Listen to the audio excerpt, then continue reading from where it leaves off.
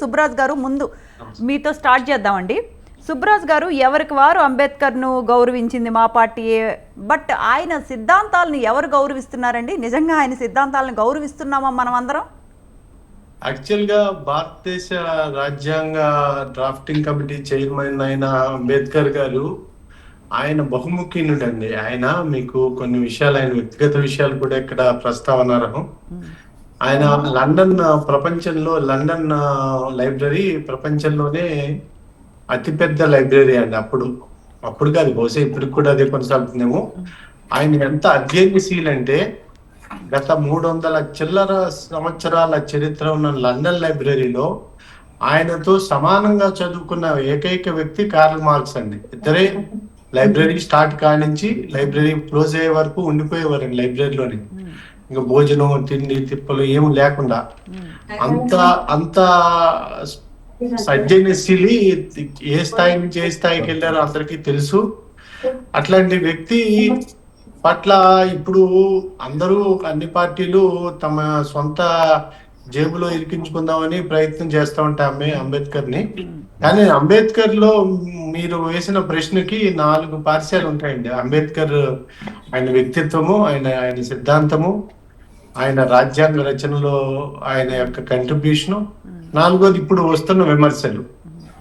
వ్యక్తిగతంగా అంబేద్కర్ ఒక విధంగా భారతీయ మతాల్లో ఆయన మతాలని కొద్దిగా భారతీయ హిందూ మతంని కొంత ఒక విధమైన వ్యతిరేకించారు. దాంతో ఆయన విదేశీ మతాల్లోకి వెళ్ళటం అనేది ఆయనకి నచ్చలేదు. అందుకనే ఆయన బౌద్ధిజంలోకి వెళ్ళారు. బుద్ధిజం అనేది ఒక విధమైన భౌతికవాదమైన నాస్తికవాదం దగ్గరలో ఉండే వాదం. సో అది చెప్పాల్సిన అవసరం, సందర్భం ఇక్కడ ఉన్నది. రెండోది ఏంటంటే, స్వతహాగా ఆయన మతవాది కాదు, కానీ ఇప్పుడున్న రాజకీయాలు ఎటువైపుకి వెళ్తున్నాయి ఏం అనేది ఒకటి. రెండోది, రాజ్యాంగం నుంచి చూసిన రాజ్యాంగం అనేది సమాఖ్య రాజ్యాంగం. అంటే భారతదేశం యొక్క సమగ్రతని, ఆ భారతదేశం మ్యాప్ని అన్ని రాష్ట్రాలు కలిసి ఉండి ఒక సమాఖ్యమైన దేశంగా దాన్ని నిలబెట్టి ఎంతకాలం ఉంచడానికి ఆయన అప్పుడు వేసిన పునాదులు ఒక ప్రధానమైన అంశం.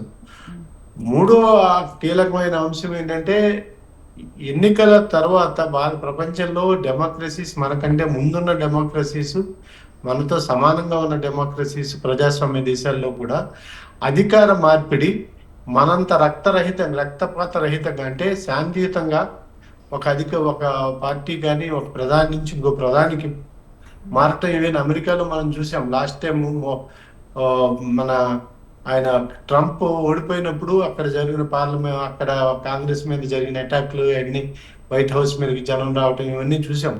మన భారతదేశంలో ఇంతవరకు అట్లాగా అధికార మార్పిడి అంత సజావుగా, శాంతియుతంగా అలా జరగడానికి కూడా ఆయన అప్పట్లో పార్లమెంటరీ వ్యవస్థ, ఎన్నికల కమిషన్, దానికి చట్టబద్ధత, వీటి మీద నమ్మకం, ఇవన్నీ.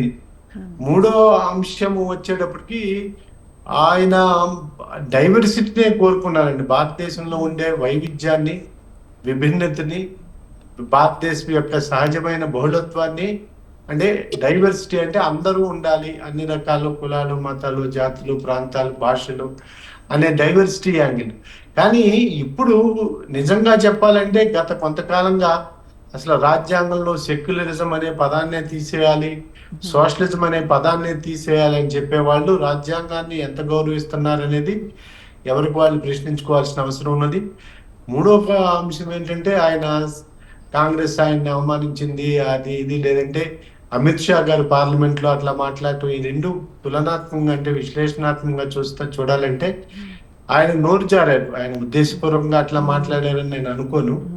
ఆ సభలో జరుగుతున్న సందర్భంలో వేడివాడిలో సహజంగా మనుషులకి కొంత యాక్చువల్లీ సుబ్బరాజ్ గారు, మీరు కరెక్ట్ గా చెప్పారు. అంటే జస్ట్ అది మానవ నైజం. కరెక్ట్ గా నోరు జారారు అన్న సంగతి వీళ్ళకి కూడా తెలుసండి, కాంగ్రెస్ వాళ్ళకి. కానీ ఇది మరి ఎందుకు ఇలా చేస్తున్నారు, అంటే దేనికోసం చేస్తున్నారు అనేది ప్రజలందరూ గమనిస్తూ ఉన్నారు.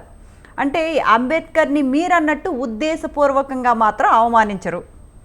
అది క్లియర్ కట్గా తెలిసినా కూడా ఎందుకు ఇంత రాద్ధాంతం చేస్తున్నారు?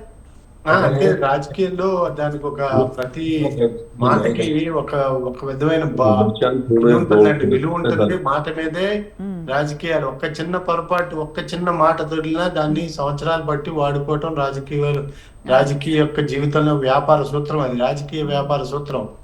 ఈ రాజకీయ వ్యాపారంలో ఏదో నోరు జారారు, పొరపాటు మాట్లాడారు, లేకపోతే అసందర్భంగా మాట్లాడారు ఇట్లా అనుకోరు. ఇది అవకాశం వాళ్ళకి దొరికింది. కాకపోతే ఏంటంటే ఇక్కడ అమిత్ షా గారు మాట్లాడిన నోరు జారిన దాంట్లో కూడా ఆ సంఘ పరివార్ యొక్క సైద్ధాంతిక నేపథ్యం కూడా వాళ్ళకి అనువుగా కలిసి వచ్చింది. ఈవెన్ అంబేద్కర్ గారి సొంత మనవడు ప్రకాష్ అంబేద్కర్ కూడా ఈ రోజు అదే స్టేట్మెంట్ ఇచ్చారు.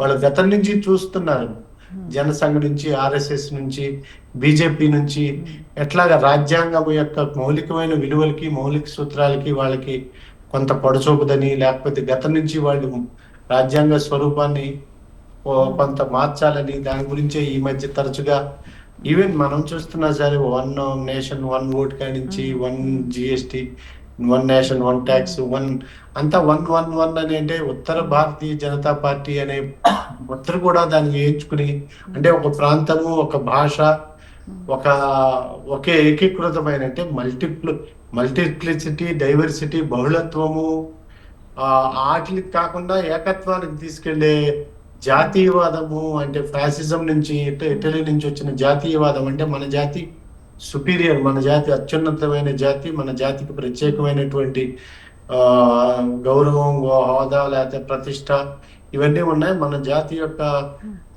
విలువల్ని, లేకపోతే జాతి యొక్క దీన్ని కాపాడుకోవటానికి వాటి కంటే మన జాతి ఉన్నతిని అనే ఒక దురభిప్రాయం నుంచి కూడా ఆ జర్మన్ ఫ్యాసిజం నుంచి హిట్లర్ జర్మన్ వాదం ఇచ్చింది, అది జాతీయ అహంకారవాదం. దానికి సంబంధించిన పొడచూపిన కొన్ని భావాలు బీజేపీ యొక్క దాని నుంచి కూడా కొనసాగుతూనే ఉన్నాయి. అవి దానికి 2-3 సార్ల నుంచి ప్రజామోదం కూడా ఉన్నది. కాబట్టి ఒక రాజకీయ ఆవరణం ఎట్లాంటిది ఏర్పడిందంటే బహుళత్వానికి, అంటే డైవర్సిటీకి, ఇంక్లూజివిటీకి, అంటే కలుపుకుని పోయేదానికి భిన్నంగా ఒక విభజన, ఒక వేర్పాటు, ఒక అట్లాంటి రాజకీయాలకి వాళ్ళ చెల్లుబాటు అవుతున్నాయి. వాటికి మంచి ఆ వ్యాపారం బాగా నడుస్తూ ఉంది. కాబట్టి తప్పు చేసినా దాన్ని ఈజీగా పక్కకి మళ్లించే మాధ్యమాలు ఉన్నాయి, లేకపోతే పార్లమెంట్ లో మెజారిటీ ఉంది. సో మీరు అడిగిన ప్రశ్న ఏంటంటే, ఒకవేళ నోరు జారితే ఎందుకు పెద్ద మనసుతోటి పార్టీలు వదిలేయకూడదు, సమయం ఉందో ఎందుకు వ్యవహరించకూడదని. నెహ్రూని యావరేజ్ గా ఈ దేశంలో ఇవాళ మనం ఇట్లా మాట్లాడుకుని నెహ్రూని రోజు అమిత్ షా గారు అంతకంటే బీభత్సంగా, అమిత్ షా గారేంటి, మోడీ గారేంటి, ప్రతి రోజు ఏదో సందర్భంగా నెహ్రూ ఈ జాతికి ఏం చేశారనే దాన్ని తుడిచేయాలని, చరిత్రలో అతన్ని భ్రష్టు పట్టించాలని ఎన్నోసార్లు మాట్లాడుతున్నా సరే, దానికంటే ఇప్పుడు కాంగ్రెస్ కి ఇది ఒక అద్భుతమైన అవకాశంగా చిక్కింది చేతికి. సో ఒక్కొక్కసారి రాజుని మించిన రాజభక్తి అనేది ఎంత నిజమో, వచ్చిన అవకాశాన్ని వదులుకోవటం అనేది కూడా రాజకీయ వ్యాపార సూత్రం. కాబట్టి మనం దీంట్లో పెద్దగా ఆశ్చర్యపోవాల్సిన అవసరం ఏం లేదు. రైట్ సుబ్బరాజు గారు.